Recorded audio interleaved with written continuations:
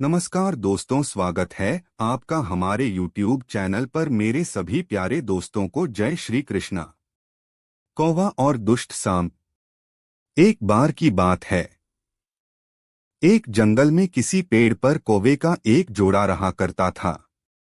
वो दोनों खुशी खुशी उस पेड़ पर जीवन बसर कर रहे थे। एक दिन उनकी इस खुशी को एक सांप की नजर लग गई। जिस पेड़ पर कौवों का घोंसला था, उसी पेड़ के नीचे बने बिल में सांप रहने लगा था। जब भी कौवों का जोड़ा दाना चुगने के लिए जाता, सांप उनके अंडों को खा जाता था और जब वो वापस आते तो उन्हें घोंसला खाली मिलता था, लेकिन उन्हें पता नहीं चल पा रहा था कि अंडे कौन ले जाता है। इस प्रकार से कई दिन निकल गए। एक दिन कौवे का जोड़ा दाना चुगकर जल्दी आ गया तो उन्होंने देखा कि उनके अंडों को बिल में रहने वाला एक सांप खा रहा है। इसके बाद उन्होंने पेड़ पर किसी ऊंचे स्थान पर छुपकर अपना घोंसला बना लिया। सांप ने देखा कि कौवों का जोड़ा पहले वाले स्थान को छाड़कर चला गया है, लेकिन शाम होते ही दोनों वापस पेड़ पर आ जाते हैं। इस प्रकार कई दिन निकल गए। कौवा के अंडों में से बच्चे निकल आए और वो बड़े होने लगे। एक दिन सांप को उनके नए घोंसले का पता चल गया और वह कौवों के जाने का इंतजार करने लगा।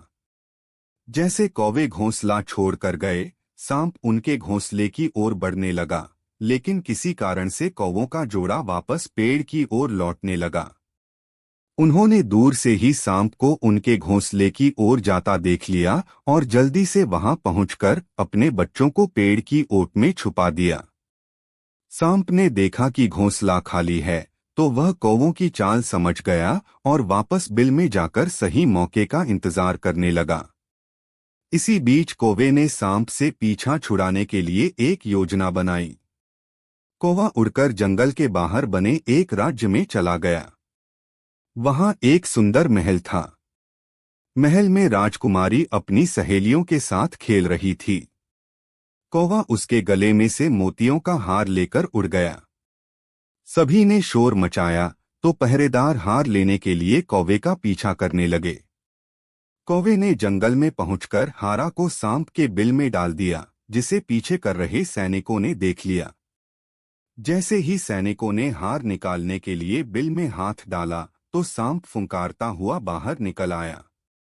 सांप को देखकर सैनिकों ने तलवार से उस पर हमला कर दिया, जिससे सांप घायल हो गया और अपनी जान बचाकर वहां से भाग गया। सांप के जाने के बाद कौवा अपने परिवार के साथ खुशी खुशी रहने लगा। कहानी से सीख। हमें इस कहानी से यह सीख मिलती है कि कभी भी निर्बल का फायदा नहीं उठाना चाहिए।